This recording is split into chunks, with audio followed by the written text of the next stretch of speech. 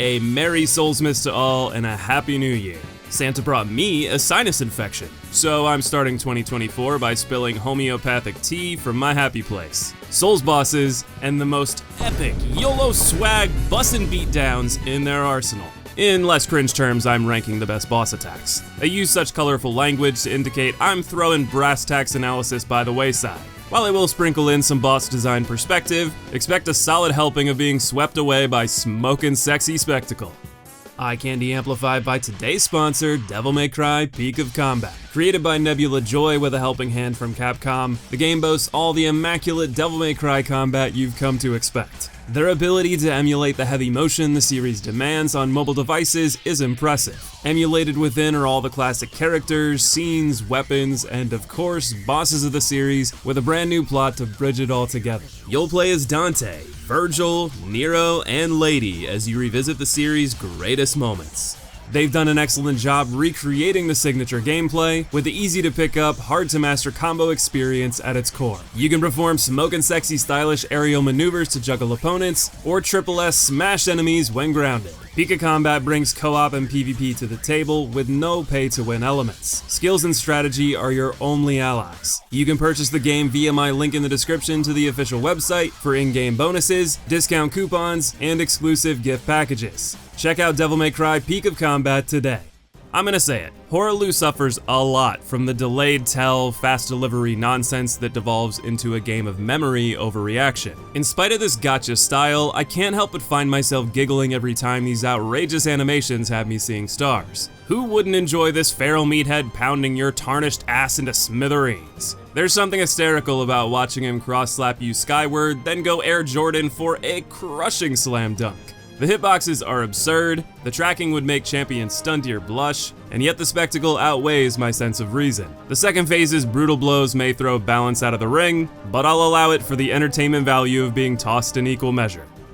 If falling victim to Horu's antics brings bliss, Ludwig provides the opposite satisfaction. Avoiding his holy blade is an unrivaled rush that peaks when you're dancing between projectile slashes. His range from the blade's size alone is imposing. Being able to send moonlight waves to all reaches of the arena is a hunter's nightmare. It makes the adept timing to directionally dash through them all the more satisfying, as is the crucial punish window offered between his airtight animations. But it's never completely free, as the directional timing is equally tight over pure horizontal dodges, and he will often follow up with a huge thrust, making your efforts to close the distance work against you. This is merely one piece of the amazing puzzle of Ludwig the Holy Blade, with projectile slashes barely edging out the entirety of his phenomenal kit. Enter another eldritch horror, Amydala. Yes, this bug-eyed wall crawler made the list. I love his restrictive design with a hardened lower body, forcing you to target the arms and a fragile head for meaningful damage. The catch is how well they're kept out of your reach, encouraging you to fight from afar to bait opportunities to reach them. That is, unless you know how to take advantage of our 8th best attack, the butt jump. The diving derriere, the bouncing badonkadonk, the plunging pooper. The key to Amygdala's safest and most fun strategy. When you keep your hunter aligned to the tail, he can only do easy to evade stomps or a flurry of arm attacks you're conveniently out of reach from. That is until he rears to leap. When he does so, his tail marks exactly where he'll face upon landing. This allows you to continuously bait leaps from the relative safety of his behinds, then maximize damage on his head during the jump recovery frames. Simply return to the tail after a few hits, rinse and repeat. I love manipulating boss AI for unorthodox game plans, and I love how greatly it varies from facing him head on. It isn't often the player gets the upper hand in these games. The unbridled joy of seizing it makes the anal ascent a move to remember. But perhaps you're more of a climactic battle enjoyer. Then you'll enjoy this ode to trilogy end in the Soul of Cinder's Wombo Combo. In the worst moves list, I bemoaned the Get Off Me attack. This 5-piece bucket of beatdown is exactly that. Cinder rears back and then unleashes a fury of slashes too fast to iframe through. You must leave his range to avoid stunlock and devastating damage. And yet the tell is generous enough to greed safely on the way out, and the final AoE slam lets the player run into range and roll through for an even greater attack window. My issues with the Get Off Me attack are how it breaks up the momentum of the fight and can abruptly cancel an advantage you've earned. The pace here is only amplified by such a harrowing combo. The Tell offers more than enough opportunity to counter and evade with moderate reactions, and the ability to use it as a free heal window and stay back, or go full aggro and tank damage to layer a second piece of meaty hits on your punish sandwich is a thing of beauty. This single attack is a fight-defining centerpiece that can make or break your runs, with tremendous balance leaving fate solely in your hands.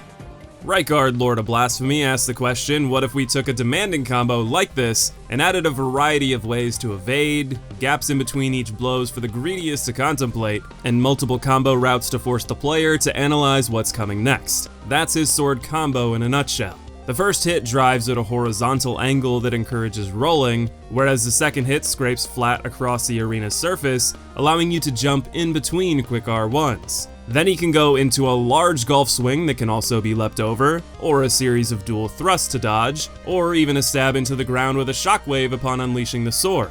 Amongst all of this, you have to be wary for the head to flip into the serpent at any time, going into another variety of 1 to 3 attacks, or even a longer animation for the grab.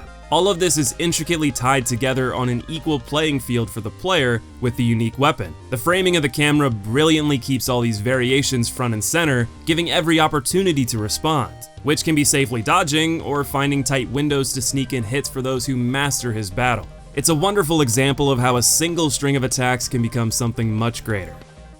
A philosophy emphasized best by none other than the proud owner of the worst move in the franchise, Malenia. Whenever Malenia swings her blade to your left, she can shorten it and pounce with 3 rapid strikes, ending by sliding it back out for a final slash, one that can be delayed at random. You need to be prepared not only for the timing variation in the 2 finishers, but how varied the appearance of these slices can be. She can do them with no startup, unleash them mid-combo, or end a combo with them. You can think of these sliding slices as the bread and butter of a fighting game character. It's a flexible tool within combo routes you can branch off in many different ways. She does exactly that, using this to the utmost effectiveness at the worst times for you. Yet, I love the demanding pressure it puts on you. It forces you to ensure her combos have effectively ended, and the realization that it only comes when her sword points to her right allows Observant Tarnish to capitalize on tight attack or healing opportunities. It's a flexible, demanding move that makes her kit flow together wonderfully,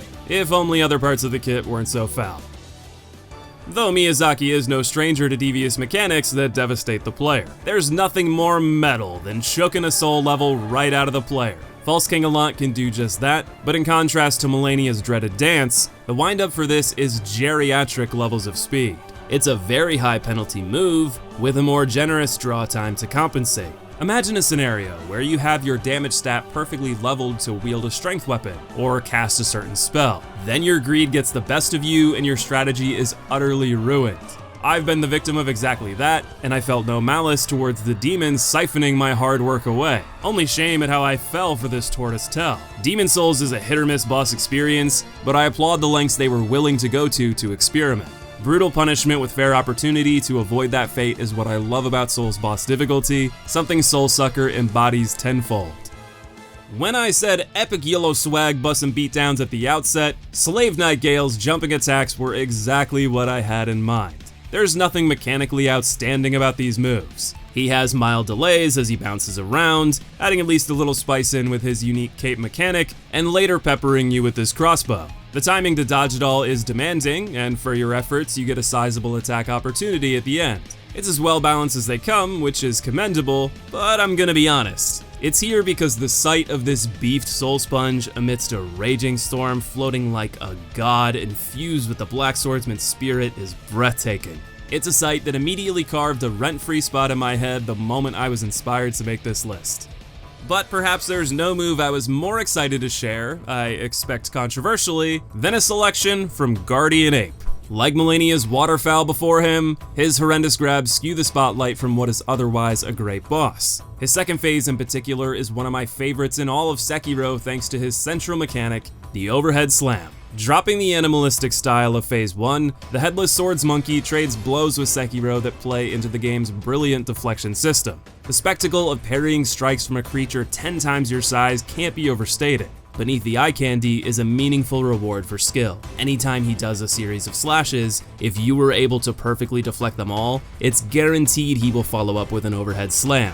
A heavy attack that, if deflected, leaves him open for a considerable time, even letting you use the spear prosthetic to yank the parasite for severe damage. If you can deflect, control for the phase is shifted dramatically in your favor. The tension of that dance in an effort to prevent him from using far scarier and more unpredictable attacks feels nigh insurmountable. Pulling off the perfect string of parries is euphoric, with the final thunderous clash forcing Sekiro to stab the ground to slow his reverberance backward. It's such a cool animation that is only the appetizer to the full course combo you can unleash for your skilled efforts. How does it get any better than this?